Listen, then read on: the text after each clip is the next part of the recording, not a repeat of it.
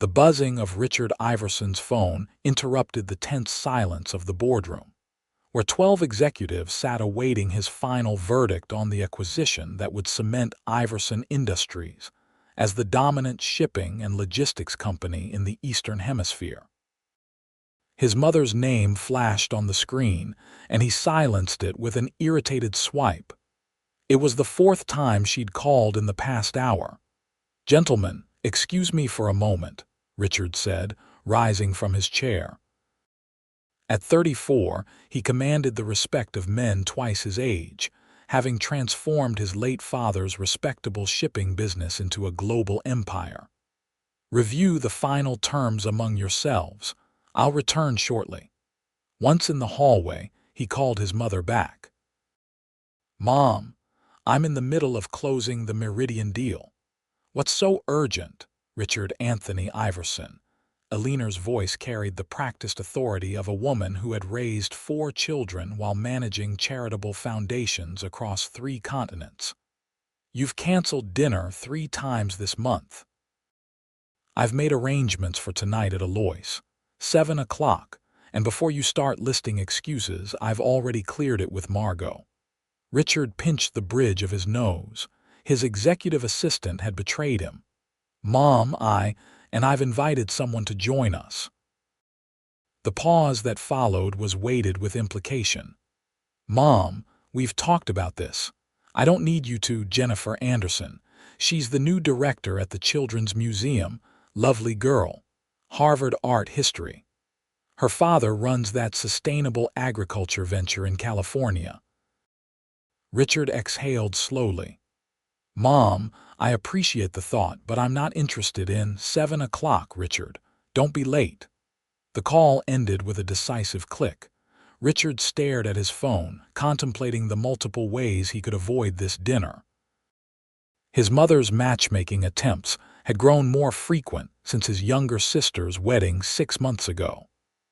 As the last unmarried Iverson child, he'd become the sole focus of Eleanor's matrimonial ambitions. Returning to the boardroom, Richard directed his full attention to finalizing the Meridian deal. By 5:30, contracts were signed, congratulatory handshakes exchanged, and champagne poured. Richard should have been elated. The acquisition represented everything he'd worked toward for years. Instead, he was distracted by the looming dinner engagement. "Margot," he called to his assistant as he returned to his office. "Why didn't you warn me about my mother's plans?" Margot smiled unapologetically. "Because you would have asked me to make up an excuse, and I'm running out of creative emergencies. Besides, when was the last time you had dinner with your mother, or anyone outside of a business context?" Richard glared at her, but there was no real anger behind it. Margot had been with him since he took over the company 8 years ago. She was one of the few people who could speak to him with complete candor. "I've had your navy Brioni suit pressed. Car will be waiting at 6:30. She handed him a folder. "Background on Jennifer Anderson in case you need conversation starters." "You're enjoying this," he accused. "Tremendously," she admitted. "Now go get ready. Eleanor Iverson is not a woman who tolerates tardiness, even from her billionaire son." At precisely 6:55, Richard entered Alois, Boston's most exclusive restaurant. The maitre d' recognized him immediately. "Mr. Iverson, your mother has already arrived. This way, please." Eleanor Iverson sat regally at a corner table, her silver hair styled perfectly, her posture impeccable. Beside her sat a woman Richard didn't recognize, definitely not Jennifer Anderson, whose photo he'd glanced at in the folder Margot had prepared. "Richard, darling," Eleanor rose to kiss his cheek. "You remember Julia Abbott?" From the hospital foundation, Richard masked his surprise as he extended his hand to the woman. "Of course. Lovely to see you again." Julia Abbott was not what Richard had expected. In her early 30s, she had warm hazel eyes that crinkled slightly at the corners when she smiled. Her chestnut hair fell in loose waves around her shoulders, and she wore a simple emerald dress that complemented her fair skin. "Mr. Iverson," she said, her handshake firm. "I believe we met briefly at the Foundation Gala last year." Richard had no recollection of meeting her, but he nodded politely as he took his seat. "Please, call me Richard." "Richard," she repeated with a slight smile. "Your mother has told me so much about you." "I'm sure she has," he replied dryly, giving Alina a pointed look. "Julia has been instrumental in developing our new pediatric wing," Alina explained. "She's a wizard at strategic planning. The hospital's fundraising has increased 40% under her direction." "Impressive," Richard said, studying Julia with new interest. She didn't fit the profile of the women his mother usually ambushed him with, typically socialites or daughters of her friends, women who viewed marriage to a billionaire as a career advancement. "Your mother exaggerates," Julia said. "The entire foundation team deserves credit." The waiter arrived with menus, and Richard used the interruption to assess the situation. "I thought Jennifer Anderson was joining us tonight." Alina looked up innocently from her menu. "Did I say Jennifer? I meant Julia."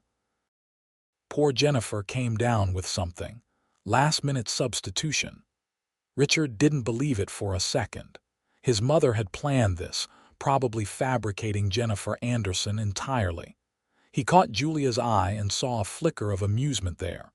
She knew exactly what Alina was doing. "So, Julia," Richard said after they'd ordered, "how did my mother coerce you into this dinner, Richard?" Alina admonished. Julia laughed, a genuine sound that caught Richard off guard. "Actually, she told me quite directly that her son needed to be reminded there's life outside shipping containers, and that I was just the person to do it. She promised excellent food and conversation, with no expectations. How could I refuse?" Richard found himself smiling despite his irritation. "And has the evening lived up to those promises so far?" "The food hasn't arrived yet, but the conversation is promising," Julia replied with a directness that matched his own. As the appetizers arrived, Alina expertly guided the conversation, drawing out connections between Richard's work and Julia's. Richard learned that Julia had spent 5 years in corporate strategic development before transitioning to nonprofit work, that she had grown up in Seattle, and that she had a master's in public administration from Columbia. "What made you leave the corporate world?" Richard asked, genuinely curious. Julia considered the question. "I was good at what I did, but it wasn't fulfilling. I wanted to use my skills for something more meaningful than increasing shareholder value." Richard felt an unexpected twinge of defensiveness. "Some might argue that creating jobs and economic stability is meaningful." "Of course it is," Julia agreed, surprising him again. "But it wasn't enough for me personally. I needed to see a more direct impact. That's not a judgment on those who find purpose in business." Alina excused herself to the ladies' room, leaving Richard alone with Julia for the first time. "I should apologize for my mother's manipulation," Richard said once Alina was out of earshot. Julia smiled. "No need. She told me exactly what she was doing. She's worried about you, you know." Richard raised an eyebrow. "Did she share that in the 10 minutes between telling you about this dinner and your arrival?" "Actually, I've known your mother for 2 years through the foundation. We've had many conversations. She thinks you work too hard." "I run a global company." "Hard work comes with the territory." Julia nodded. "True. But even CEOs deserve personal lives. When was the last time you did something purely for enjoyment?" Richard opened his mouth to answer, then realized he couldn't recall. Work had consumed him since his father's death. The company had been on the brink of failure then, and turning it around had required single-minded dedication. That focus had become habit. "I thought so," Julia said, reading his silence correctly. "And what about you?" Richard countered. "All work and no play." "I make time for life," she said simply. "Last weekend I hiked Mount Monadnock. The weekend before, I took my niece to her first ballet. Small things, but they matter." Eleanor returned before Richard could respond, but Julia's words lingered in his mind. He found himself paying closer attention to her, as the main course arrived, the way she listened intently when others spoke, how she used her hands expressively when describing her work, the genuine enthusiasm in her voice when discussing the hospital's impact. By dessert, Richard was surprised to realize he was enjoying himself. The conversation had ranged from business strategies to art exhibitions to travel experiences, without the awkward pauses or forced pleasantries he'd expected. Julia was intelligent and articulate, with a dry humor that occasionally caught him by surprise. "So, Richard," Eleanor said as she sipped her coffee, "Julia tells me the foundation is looking for corporate partners for their new initiative. Wouldn't Iverson Industries be perfect?" Richard recognized his mother's not-so-subtle attempt to ensure continued contact between him and Julia. Normally, he would deflect such an obvious maneuver, but he found himself considering it seriously. "What kind of initiative?" he asked Julia. "We're developing a program to bring advanced medical care to underserved ports where your ships dock," Julia explained.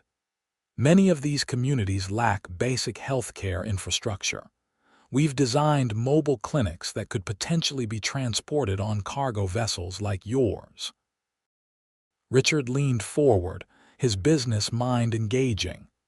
"That's actually brilliant.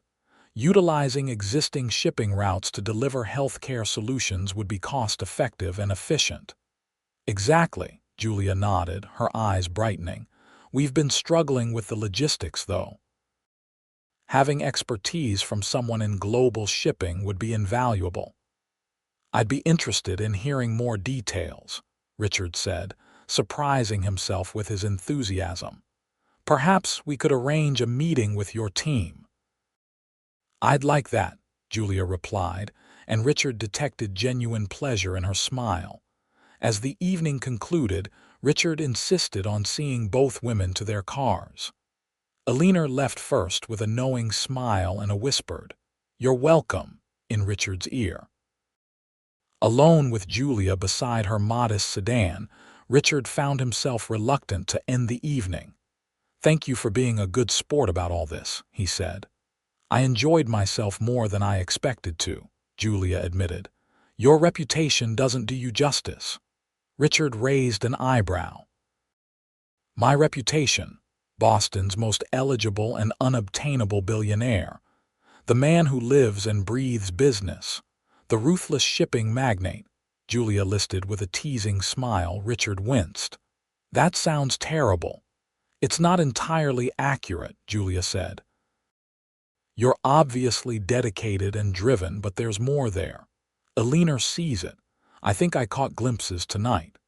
Richard found himself wanting to know what she saw, but he didn't ask. Instead, he said, "About that foundation initiative, I meant what I said. I'd like to explore potential collaboration." "I'll email you the proposal tomorrow," Julia promised, opening her car door. "And Richard, even if Iverson Industries doesn't end up partnering with us, I'm glad we met tonight." After she drove away, Richard stood in the restaurant parking lot, replaying the evening in his mind. For the first time in years, he'd spent hours not thinking about acquisitions or profit margins or competitor strategies. It felt strange, not unpleasant, just unfamiliar. His phone buzzed with a text from his mother. "You're welcome. She's perfect for you." Richard shook his head but couldn't suppress a smile. Eleanor Iverson was nothing if not persistent, and maybe, just maybe, she wasn't entirely wrong this time. The next morning, Richard arrived at his office earlier than usual. He'd slept poorly, his mind returning to the dinner conversation whenever he drifted towards sleep. Something about Julia Abbott had unsettled his carefully ordered world. "You look thoughtful," Margot observed as she brought in his coffee. "How was dinner with your mother and the museum director?" "There was no museum director," Richard replied, accepting the steaming mug. "My mother fabricated Jennifer Anderson. We were joined by Julia Abbott from the hospital foundation instead." Margot's eyebrows shot up. "Eleanor switched candidates at the last minute. That's new." "It appears she's elevating her game," Richard said dryly. "And how was Miss Abbott, another society princess seeking a wealthy husband?" "Actually, no." Richard found himself reluctant to discuss Julia. "She was interesting. The foundation is working on a mobile healthcare initiative that might align with our operations. She's sending over a proposal today." Margot gave him a knowing look. "A business angle, smart woman." "It's a legitimate project," Richard said defensively. "Forward it to me as soon as it arrives, and clear my schedule for lunch tomorrow." "Should I make a reservation somewhere?" Margot asked innocently. "That won't be necessary." Richard turned to his computer, effectively ending the conversation. Julia's email arrived at 9:47 a.m., professional and concise, with a detailed proposal attached. Richard spent an hour reviewing it, impressed by the thoroughness of the plan. The concept was innovative yet practical, using existing shipping routes to deliver healthcare to remote coastal communities where Iverson vessels already docked. The foundation would provide medical staff and equipment. They needed transportation and logistical support. Almost without thinking, Richard picked up his phone and called Julia directly rather than going through proper channels. "This is Julia Abbott," she answered, her voice clear and professional. "Julia, it's Richard Iverson. I just reviewed your proposal." "That was fast," she said, sounding pleased. "What did you think?" "I think it has merit, but I have questions about implementation. Are you available for lunch tomorrow?" There was a slight pause. "Business lunch to discuss the proposal or another of your mother's matchmaking attempts?" Richard found himself smiling at her directness. "Strictly business, though I can't promise my mother won't somehow find out and take credit," Julia laughed. "In that case, yes, I'm available." Where and when, they arranged to meet at a small bistro near the foundation offices. As Richard ended the call, he realized he was looking forward to seeing her again with an enthusiasm that went beyond professional interest. He pushed the thought aside and focused on preparing for his morning meetings. The following day, Richard arrived at the bistro 10 minutes early. He'd chosen the restaurant for its quiet atmosphere and privacy, ideal for business discussions. When Julia entered, he was struck again by her natural elegance. She wore a simple navy pantsuit with a pale blue blouse, her hair pulled back in a loose knot. Professional, but not severe. "I hope I didn't keep you waiting," she said as she slid into the seat across from him. "Not at all," Richard replied. "I appreciate you making time on short notice." They ordered quickly, and Richard pulled out a tablet with notes on her proposal. "I've reviewed the concept in detail. It's innovative and aligns well with some of our corporate social responsibility goals. I have some thoughts on how we could expand the reach." Julia leaned forward, clearly interested. "I'd love to hear them." For the next 30 minutes, they discussed the proposal, exchanging ideas and identifying potential challenges. Richard found himself energized by Julia's quick mind and practical approach. She wasn't intimidated by him and didn't hesitate to challenge his assumptions when appropriate. "You've clearly put a lot of thought into this," Richard said as they finished their meals. "But I'm curious why approach Iverson Industries specifically. There are other shipping companies that could provide similar support." Julia considered her response. "Honestly, 3 reasons. First, your routes cover exactly the regions we're targeting. Second, you have a reputation for operational excellence, which means reliable scheduling. And third, she hesitated. Yes, Richard prompted. Your mother suggested it, Julia admitted with a smile. She said you needed a project that would remind you why you built this company in the first place. Richard sat back, surprised. Did she now? Was she wrong? Julia asked quietly. Richard found himself considering the question more seriously than he'd intended. The past few years had been focused on expansion, acquisition, and market dominance. His father's vision of connecting communities through commerce had become secondary to growth metrics and shareholder returns. No, he finally said. She wasn't wrong.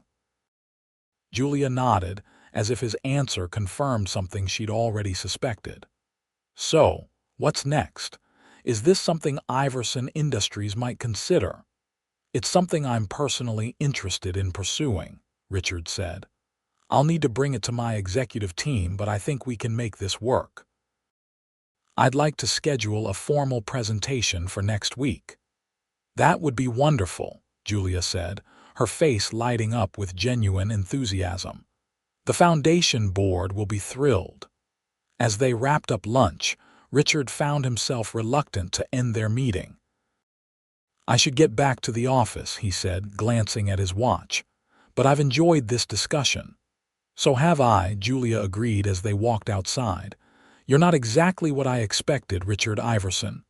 What did you expect? He asked, curious. Someone more ruthless, cold. The business world talks about you as if you're a machine. Richard winced. Not the most flattering portrayal. No, Julia agreed, but inaccurate, I think. Your mother always described you differently, passionate, principled, just too focused on work to remember why you started in the first place. Richard walked Julia to her car, struck by how comfortable their conversation felt. My mother seems to have discussed me quite thoroughly with you. She's proud of you, Julia said simply, but worried too. Parents are complicated that way.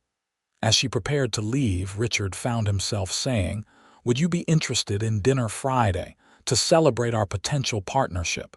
Julia gave him a measured look. Is that the only reason? Richard appreciated her directness. No, he admitted. I enjoy talking with you. It's refreshing. Then yes, Julia said with a smile, I'd like that. As Richard returned to his office, he realized he was smiling. Margot noticed immediately. Good lunch meeting? She asked knowingly. Very productive, Richard replied neutrally. Schedule a meeting with the executive team for tomorrow morning. I want to discuss a potential corporate social responsibility initiative with the Boston Memorial Hospital Foundation. Of course, Margot said. And should I clear your calendar for Friday evening as well? Richard shot her a look. How did your mother called? Twice. She wanted to know how lunch went with that lovely Abbott girl and to remind you that Fridays are perfect for dinner and the symphony. Richard groaned. My mother is incorrigible, but effective, Margot observed. I haven't seen you this energized about a project or a woman in years. Richard chose not to respond to the latter observation. Just schedule the executive meeting, please. The next few days passed in a blur of meetings and preparations. Richard threw himself into developing the foundation partnership with the same intensity he applied to major acquisitions. His executive team was initially skeptical, but became increasingly supportive as Richard outlined the business case alongside the humanitarian benefits. By Friday, a preliminary agreement was in place. Richard found himself checking the clock repeatedly as the day progressed, anticipating his dinner with Julia with an eagerness that surprised him. At 6, he left the office earlier than he had in months and headed home to change. He'd chosen Sorellina, an upscale Italian restaurant known for its intimate atmosphere. When Julia arrived, Richard was momentarily speechless. She wore a simple burgundy dress that complemented her figure without being ostentatious, her hair loose around her shoulders. "You look beautiful," he said as they were seated. "Thank you," Julia replied with a warm smile. "I thought about wearing my foundation fundraising attire, much more sequins and drama, but decided that might be overkill for pasta." Richard laughed, appreciating her humor. "I've never been good at the social niceties that come with dating," he admitted. "Business negotiations I understand. Personal conversations are more challenging." "Let's start with something easy then," Julia suggested. "Tell me about your first ship." Richard blinked, surprised by the question. "How did you know about that? Your mother mentioned you built model ships as a boy. I assumed you remembered your first real one." Richard nodded, a memory surfacing. "The Ellie Me, named after my mother. It was a small container vessel, barely noteworthy by industry standards, but it was the first acquisition I made after taking over from my father." He paused, recalling the pride he'd felt. "We still use it for regional routes in Southeast Asia." "What made that purchase special?" Julia asked, genuinely interested. Richard considered the question. "It represented possibility. My father's company was struggling when he died. That purchase was the first step in turning things around. I remember walking the deck after the papers were signed, thinking about all the places it would go, the goods it would carry, the people it would employ." "That's beautiful," Julia said softly. "That connection to purpose, that's what drives you, isn't it?" The conversation flowed easily through dinner, ranging from childhood memories to professional challenges to favorite books. Richard found himself sharing stories he rarely discussed: his father's struggle with the business in his final years, Richard's determination to preserve his legacy, the pressure of supporting thousands of employees and their families. Julia listened attentively, offering insights without judgment. In turn, she spoke of her own journey growing up in a family that valued public service, her initial foray into corporate work, and her eventual realization that nonprofit management allowed her to combine her business acumen with meaningful impact. "I've talked to dozens of potential corporate partners," Julia said as they shared dessert, "but you're the first CEO who personally reviewed our proposal and championed it from the beginning. Most delegate to their community relations teams." "It resonated with me," Richard said simply. "And I'm not just talking about the business case." Their eyes met, and Richard felt a connection that went beyond professional admiration or physical attraction. There was an understanding between them, a recognition of shared values despite their different worlds. As they left the restaurant, Richard suggested a walk along the waterfront. The night was clear and mild for early autumn, the harbor lights reflecting on the water. "I got the board's preliminary approval today," Richard told her as they walked. "We're prepared to commit 3 vessels to the program initially, with potential expansion based on the pilot results." Julia stopped walking and turned to face him. "That's incredible. I expected maybe 1 ship to start. This will allow us to serve twice as many communities in the first year." Without thinking, Richard reached out and took her hand. "Your passion for this project is contagious." Julia glanced down at their joined hands, then back up to meet his eyes. "Is this still about the foundation partnership, Richard?" "No," he admitted. "Though I am genuinely excited about that too." She smiled and squeezed his hand. "Good, because while I'm thrilled about the partnership, I'm also very interested in getting to know Richard the man, not just Richard the billionaire CEO." "I'd like that," he said softly. Their first kiss was gentle and brief, there on the moonlit harbor walk. As Richard drove Julia home afterward, he felt more at peace than he had in years. Something was shifting in his carefully ordered life, and for once, he wasn't trying to control every variable. At Julia's apartment building, he walked her to the door. "I'd like to see you again. Soon." "I'd like that too," she replied. "Though I should warn you, your mother called me this morning to ask how I felt about sailing. I suspect she's already planning our next date." Richard laughed. "I apologize in advance for whatever scheme she's concocting." "Don't," Julia said. "I'm beginning to think Eleanor Iverson might be the wisest matchmaker in Boston." With a final kiss goodnight, Richard returned to his car. As he drove home, his phone rang.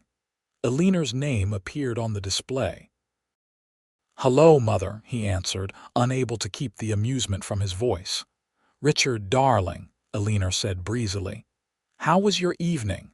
I suspect you already know." "I may have spoken with Julia briefly this afternoon," Eleanor admitted. "She mentioned you're moving forward with the foundation project. I'm proud of you." "Thank you," Richard said. "Though I know the project isn't the only thing you're interested in." "Can a mother not want her son's happiness?" Eleanor asked innocently. "Julia is special, Richard. I knew it the first time I met her at the foundation. She reminds me of your father in some ways, that same quiet determination, that belief in doing good while doing well." Richard felt a lump in his throat at the mention of his father. "She's unlike anyone I've met," he admitted. "Then don't let your work keep you from pursuing this," Eleanor advised. "Some opportunities don't come around twice." After ending the call, Richard reflected on his mother's words. For years, he'd been focused solely on building the business, convinced that personal relationships would distract from his goals. Now, he wondered if he'd been wrong, if connection, not just achievement, was what had been missing. Over the next few weeks, Richard and Julia fell into a comfortable rhythm. They met for dinners, spent weekends exploring Boston's museums and parks, and worked together on finalizing the foundation partnership. Richard found himself looking forward to their time together, rearranging meetings and delegating tasks that he would previously have handled personally. Margot noticed the change. "I don't mean to alarm you," she said one morning as she handed him his schedule, "but you've left the office before 7 p.m. 5 times in the past 2 weeks. The board might think you've been replaced by a doppelganger." Richard smiled ruefully. "Very funny." "Is everything set for the foundation announcement next week?" "All arranged," Margot confirmed. "Press releases drafted, venue secured. Eleanor has approved the guest list, though she did suggest you might want to bring a +1. "Of course she did," Richard said, but there was no irritation in his tone. The official announcement of the partnership between Iverson Industries and the Boston Memorial Hospital Foundation became a major media event. Richard found himself genuinely proud as he stood before cameras and reporters, explaining how Iverson ships would help deliver medical care to underserved coastal communities. Julia stood beside him at the podium, articulate and passionate as she outlined the initiative's goals. Watching her, Richard felt a surge of admiration that went beyond her professional capabilities. In the few weeks they'd been seeing each other, he discovered layers to her that continued to surprise him: her wry sense of humor, her patience with difficult people, her ability to remain optimistic while being pragmatic. At the reception following the announcement, Eleanor approached them, beaming with satisfaction. "You two make quite the team," she observed. "The press is eating it up. Corporate giant partners with foundation to save lives. It's a wonderful story." "It's more than a story, Mom," Richard said. "This program will make a real difference." "I know, darling," Eleanor patted his arm. "That's why it matters. By the way, Julia, will you be joining us for the family dinner on Sunday? Richard's sister is coming in from Chicago with the baby." Richard started to intervene, concerned that Eleanor was pushing too hard, but Julia answered smoothly. "I'd be delighted, Eleanor. Thank you for including me." Later, when they had a moment alone, Richard apologized. "My mother is subtle as a freight train. You don't have to come to family dinner if it's too much too soon." Julia considered him thoughtfully. "Is it too much for you?" Richard realized it wasn't. "No," he said honestly. "I want you there. I just don't want you to feel pressured." "Richard," Julia said, taking his hand, "I'm falling in love with you. Meeting your family isn't pressure, it's a privilege." Richard felt something expand in his chest at her words. "I'm falling in love with you too," he admitted, the truth of it washing over him like a wave. "It's terrifying and wonderful all at once." Julia laughed softly. "The mighty Richard Iverson terrified, completely," he confirmed, pulling her closer. "You've upended my carefully ordered world, Julia Abbott." "Good," she whispered before kissing him. "It needed upending." Sunday dinner with the Iverson family proved to be chaotic, warm, and revealing. Richard's sister Catherine, her husband Michael, and their 6-month-old daughter Emma had arrived from Chicago. His brother Thomas and his wife Sophia joined from their home in the Boston suburbs with their twin boys. His youngest sister, Elizabeth, flew in from London where she worked as an architect. Julia fit seamlessly into the family dynamic, holding baby Emma with natural ease, discussing sustainable construction with Elizabeth, and drawing out Thomas's quiet wife in conversation. Richard watched her throughout the evening, seeing his family through her eyes.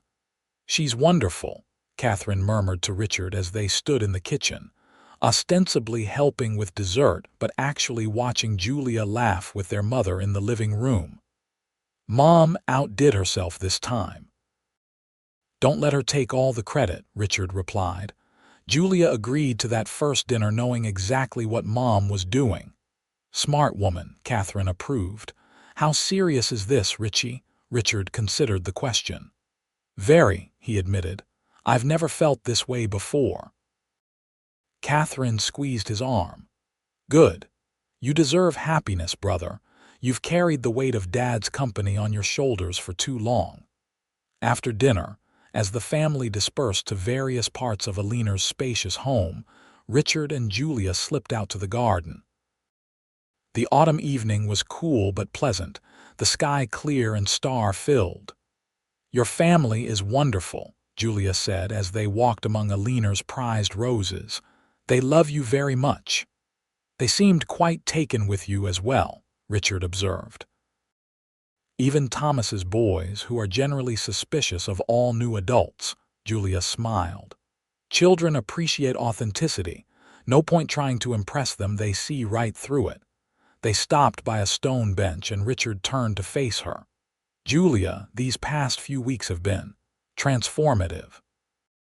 I've spent years convinced that success meant sacrifice, that I couldn't build the company and have a personal life simultaneously. And now," Julia asked softly, "now I realize what I was missing. You've shown me that purpose and connection aren't opposing forces, they strengthen each other." Richard took both her hands in his. "I love you, Julia. I know it's fast, but I love you too," she interrupted, her eyes shining. "And yes, it's fast, but it's also right." Richard kissed her then, trying to convey through touch what words couldn't adequately express: gratitude, wonder, commitment, love. When they parted, he rested his forehead against hers. "Move in with me," he said impulsively. Julia pulled back slightly, surprised. "What?" "I want to see you every day," Richard continued, the idea crystallizing as he spoke. "I want to wake up with you, have coffee together, hear about your day. I know we could keep dating, take things slowly, but I don't want to waste time when I'm certain about how I feel." Julia studied his face as if searching for doubt. Finding none, she smiled slowly. "Your mother will be insufferable, you know. She'll take full credit." Richard laughed. "Let her. She earned it." "Yes," Julia said simply. "Yes, I'll move in with you." From the house came the sound of a door opening, and Alina's voice called out, "Richard, Julia." "Dessert is ready. Perfect timing as always, Mom." Richard called back. As they walked hand in hand toward the house, Richard felt a sense of rightness that had been missing from his life for too long. His mother had seen what he needed before he recognized it himself, not just any partner, but specifically Julia, with her blend of compassion and pragmatism, her ability to challenge him without confrontation, her commitment to making a difference. The next 3 months passed in a blur of activity. Julia moved into Richard's penthouse, overlooking Boston Harbor, bringing warmth and life to spaces that had previously been merely functional. The foundation partnership launched successfully, with the first Iverson vessel delivering medical supplies and personnel to a coastal community in Southeast Asia. Richard found himself delegating more, trusting his executive team with day-to-day operations while he focused on strategic direction, and increasingly, on building a life with Julia. They established routines together: morning coffee on the balcony, weekly dinners with friends or family, quiet evenings discussing their respective work. It wasn't always perfect. They had disagreements about Richard's workaholic tendencies, about Julia's occasional reluctance to accept help, about whose turn it was to load the dishwasher. But they learned to navigate conflicts with respect and humor, strengthening their relationship through resolution rather than avoidance. At the Foundation's holiday gala, Richard watched Julia work the room, gracious and focused as she spoke with donors and board members. Eleanor appeared at his side, elegant in midnight blue. "She's extraordinary," his mother observed. "Yes, she is," Richard agreed. "Thank you, Mom." Eleanor raised an eyebrow. "For what exactly?" "For being persistent, for seeing what I couldn't see myself." Eleanor patted his arm affectionately. "A mother knows. Your father would have adored her, you know. He always said true success wasn't measured by profit margins but by the lives you touched. Julia understands that instinctively." Later that night, as they returned home, Richard made a decision. He'd been carrying his grandmother's ring in his pocket for weeks, waiting for the perfect moment. Now he realized there was no such thing as perfect timing, only perfect certainty. As they stood on their balcony, the harbor lights twinkling below, Richard took Julia's hands. "What is it?" she asked, sensing his intensity. "I've been thinking about something my mother said tonight about how my father defined success. For years after he died, I thought success meant saving his company, expanding it, making it unassailable. I poured everything into that goal." Julia nodded, listening intently. "But these past months with you have shifted my perspective," Richard continued. "I now understand what he really meant. Success is meaningless without someone to share it with, someone who challenges you to be better, who reminds you why the work matters in the first place." Richard reached into his pocket and withdrew the small velvet box. Julia's eyes widened as he dropped to one knee. "Julia Abbott, you've transformed my life in ways I never imagined possible. You've shown me that loving someone doesn't diminish focus, it enhances it. I want to spend my life with you, building something that matters, creating a legacy of purpose and connection." He opened the box, revealing the vintage emerald and diamond ring. "Will you marry me?" Julia's eyes filled with tears, but her smile was radiant. "Yes," she whispered. "With all my heart, yes." As Richard slipped the ring onto her finger and rose to kiss her, his phone buzzed in his pocket. Breaking the kiss, he glanced at the screen and laughed. "What is it?" Julia asked. Richard showed her the text from Eleanor. "Well, did she say yes?" Julia laughed through her tears. "How did she know?" "Mother's intuition," Richard suggested. "Or more likely, she's been plotting this since the moment she introduced us." "We should call her," Julia said, admiring the ring on her finger. "In a minute," Richard replied, pulling Julia back into his arms. "First, I want to enjoy this moment with my fiancé." As they stood together overlooking the city, Richard reflected on the journey that had brought them here. 6 months ago, he'd reluctantly agreed to a dinner arranged by his meddling mother, convinced it would be a waste of time. Instead, it had been the beginning of the most important relationship of his life. Eleanor had seen in Julia exactly what Richard needed: not just a partner, but someone who shared his values while broadening his perspective. Someone who complemented his strengths and gently challenged his weaknesses.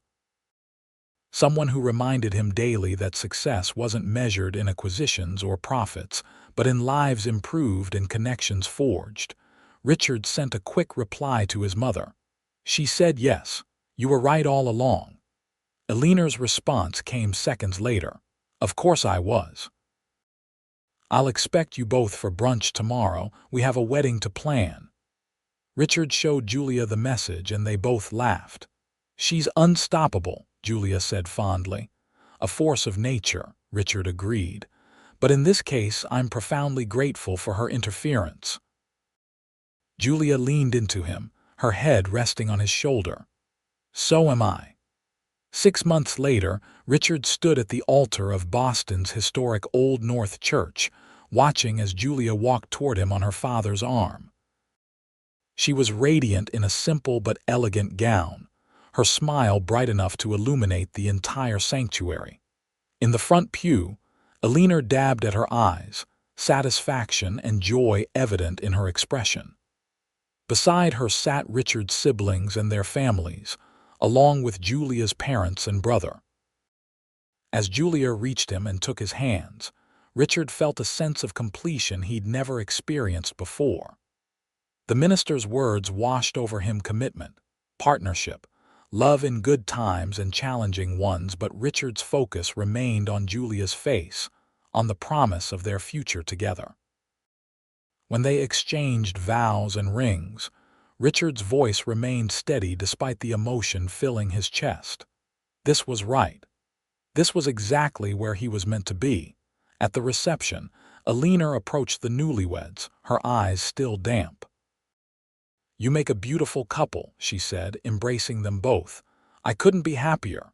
"Thank you, Mom," Richard said sincerely, "for everything, including your matchmaking schemes," Julia added with a smile.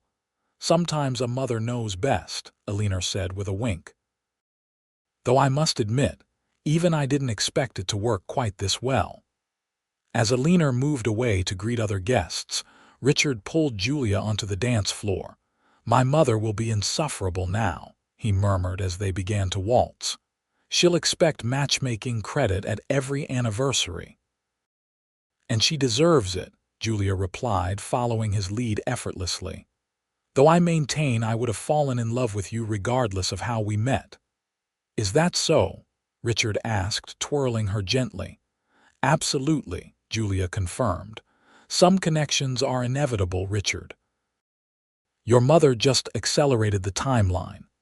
Richard considered this as they danced, surrounded by friends and family. Perhaps Julia was right. Perhaps they would have found each other eventually through the foundation partnership or some other connection. But he was grateful they hadn't needed to wait, that his mother's intuition had brought them together when it did. As the evening progressed, Richard found moments to observe Julia from across the room, laughing with his niece, deep in conversation with his brother, embracing her own parents. Each glimpse reinforced the certainty in his heart. This woman, this partnership, this love, this was the foundation of true success. Later, as they prepared to leave for their honeymoon, a 2-week sailing trip through the Greek islands, Eleanor's suggestion, naturally, Julia pulled Richard aside for a private moment. "I have something for you," she said, pressing a small package into his hands. Richard unwrapped it curiously to find a compass, antique but perfectly restored, nestled in a wooden box. Engraved on the inside of the lid were the words, "To navigate our journey together." "It's beautiful," Richard said, deeply touched by the thoughtfulness of the gift. "You've built an empire that connects the world," Julia said softly. Now we're building a life together. I thought we could use a compass for this new journey." Richard kissed her, overwhelmed by emotion. "I love you, Mrs. Iverson." "And I love you," she replied with a smile. "Even when your mother meddles." "Especially then," Richard laughed. As they said their goodbyes and departed amid a shower of rose petals, Richard held Julia's hand firmly in his. The compass was tucked safely in his pocket, a perfect symbol for this new chapter. His mother had set them on this course with her determined matchmaking, but the journey ahead was theirs to navigate together. 1 year later, Richard stood in the doorway of their home office, watching as Julia finished a video call with the foundation team. The initiative they'd started together had expanded to serve 20 coastal communities across 3 continents, with plans for further growth. Julia now divided her time between the foundation and consulting for Iverson Industries' corporate social responsibility programs, bringing her unique perspective to both organizations. "Good news?" Richard asked as she closed her laptop.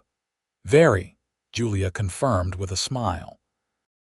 "The clinic in Indonesia just delivered its first baby, a healthy girl named Ellie, after your mother." Richard laughed. "Mom will be ecstatic, speaking of whom, she's expecting us for dinner at 7. Julia glanced at her watch. "We should get ready then, but first." She took Richard's hand and placed it on her stomach. "I have something to tell you." Richard's eyes widened as understanding dawned. "Are you?" Julia nodded, her eyes shining. 12 weeks. Doctor confirmed it yesterday." Richard pulled her into his arms, joy surging through him. "A baby," he whispered, awestruck. "We're having a baby." "Your mother's going to claim credit for this too, you know," Julia teased through happy tears. "Let her," Richard said, his voice thick with emotion. "She deserves it." That evening, as they shared their news with Alina, Richard watched his mother's face transform with joy. She embraced Julia with tender care, then turned to Richard with tears in her eyes. "This is everything I've ever wanted for you," she said softly. "A partner who truly sees you and now a family of your own." Richard hugged his mother tightly. "Thank you for not giving up on me, for knowing what I needed before I did." Alina patted his cheek affectionately. "That's what mothers do, darling. We see the best in our children, even when they're too stubborn to see it themselves." As they celebrated with champagne, sparkling water for Julia, Richard reflected on the extraordinary journey that had begun with a reluctant dinner date. His mother's persistence had changed the course of his life, bringing him not just love but a renewed sense of purpose. Julia caught his eye across the room and smiled, that warm, knowing smile that still made his heart race. In her, he had found not just a wife but a partner in the truest sense, someone who challenged him to be better, who reminded him daily why his work mattered, who brought joy and balance to a life that had been consumed by ambition. Alina had been right all along. Julia was perfect for him not because she was flawless, but because their strengths and weaknesses complemented each other, creating something stronger than either could achieve alone. As Richard raised his glass in a toast to their future, he silently thanked his mother once more for her meddling ways. Alina Iverson had forced a dinner date on her reluctant billionaire son, never expecting she would actually choose right, but she had. Perfectly, wonderfully right.